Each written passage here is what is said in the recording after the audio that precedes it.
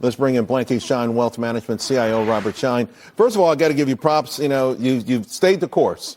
We have. It's hard. It's hard staying the course in the midst of it. In the aftermath, you're like, I told you so. Like that Pee Wee Herman thing, right? I meant to do that. You can never get over your skis on that in terms of just the conviction, the confidence. But that's our job for clients, as you guide as well. And that's what investors are looking for, is that, you need a sound voice through the storm. And June and July certainly proved that this year. So people were calling. What were you talking? What were you telling folks, okay, when they were getting just a little bit anxious? Yeah, it's everything, right? From the geopolitical news headline of the day to what oil prices are doing to what the Feds are talking about, and how quickly the market reacted to Kevin Warsh in his speech. I mean, everything is fast and loose right now, but at the end of the day, you have to look at corporate earnings. And that's what we say. We have to see through the noise and look through the earnings, and the earnings are accelerating. And that's the bedrock of what we're seeing, why markets are hitting higher highs. In fact, I saw your note. You talked about earnings now playing a role as opposed to multiply. The multiple expansion. Yeah, that's exactly what we're seeing. We did have June and July, which reset all the multiples, right? Because before that, even earlier this year, multiples are high. We keep seeing it, and everyone's keeping talking about it in terms of how high do we continue to invest in at the top, if you will. Multiples corrected, but earnings came up as a result, and they're accelerating, like I said before, and that was the key right now to get us to where we are with new highs. What do you make of the consumer? So we had the jobs report. It wasn't as bad as headline suggests, but we did have downward revisions. You have a lot of people talking this K-shaped economy. I know in the past you've liked some consumer stocks like Lululemon, things like that. Are you confident still with the consumer overall? The consumer's hanging in there, but they're just being more selective as to how and where they're spending their money.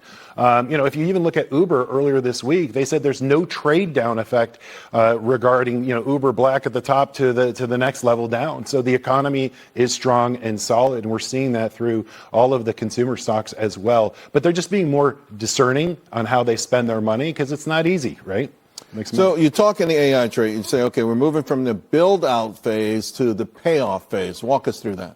Yeah, so last year, all the hyperscalers got paid or got rewarded for just investing, right? In terms of making that spend into the marketplace. Now we're seeing, okay, well, show me, right? Actually give me a litmus test that we're getting actually monetization and payoff, and where that spend is actually being sort of fortified in the marketplace right now. We're seeing that pay off, so that transition is very healthy in this AI story. Are you surprised that, I agree with you. I knew it was bound to happen, and it's still, maybe there's some question marks out there because it was always, hey, you're spending too much, you're not ever going to get this money back. The Google report comes out, cloud kills it, and the stock goes down.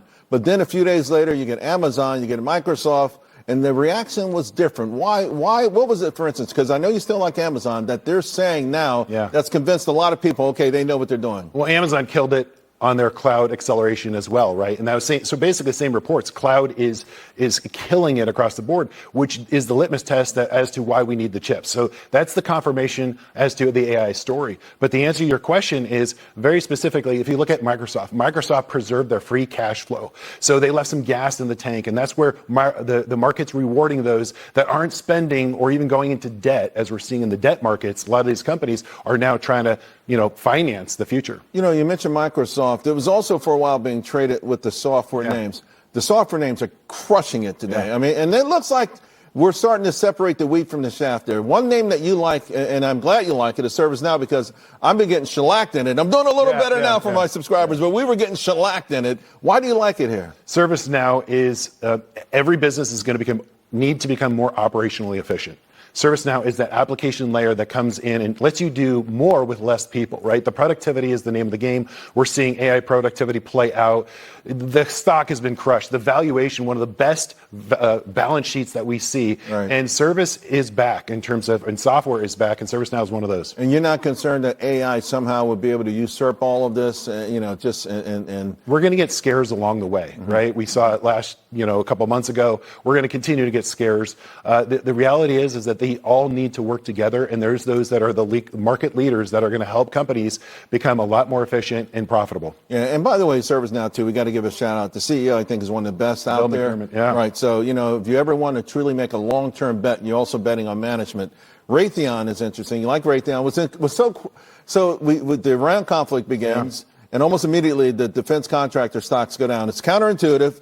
Yeah, and everyone's like, what the heck is going on? Yeah. We've got a long-term chart. You can see that, folks, where they just kind of crash, but now they're taking off, and you think there's more room to the upside. There's tremendous growth globally. Obviously, the missile demand. You know that regardless, Congress can't agree on what time to go to lunch, right? But they have to agree to keep funding defense spending. No, but they always agree on when to go on vacation. They 100%. I'm sure they're on There's vacation never now. pushback. Yeah, how about tomorrow? Yeah, you're exactly right. So defense spending is intact both here in the U.S. but globally. But we also have the support of the United States, coming in and with more contracts. Yeah. And I think what we're seeing too in Iran is just sort of an eye opener about I don't know who's going to quibble about. We need munitions. We need this. We need that. Particularly if you think the Strait of Hormuz is important, wait till you see the Strait of Taiwan, right? We want to be able to protect at the same time, going back to the same, $289 billion in backlog. Right. But we could also see what's always looming in the defense sector is there could be an executive order where there's warp speed that needs to restock the war chest. Right. So that's always a sort of underlying bid in the defense. I just got less than a minute to go, but it kind of relates back to the consumer thing. But you also like Visa, which is like a duopoly in my mind. For a minute, I kind of thought maybe the stock was under some pressure. I attributed that somewhat to maybe stable coin.